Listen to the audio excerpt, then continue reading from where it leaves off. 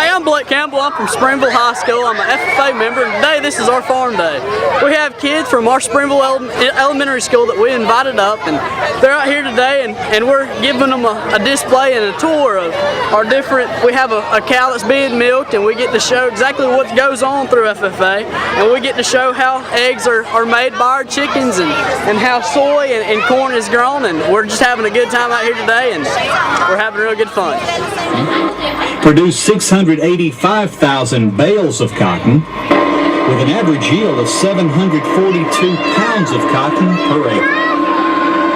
An average bale of cotton weighs about 500 pounds.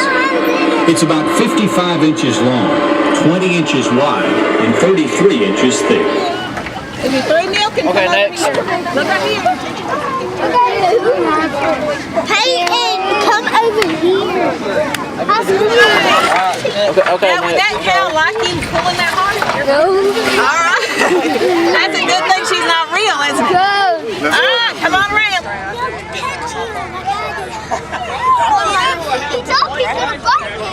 No, he won't. Yes, he will. Yes, he will.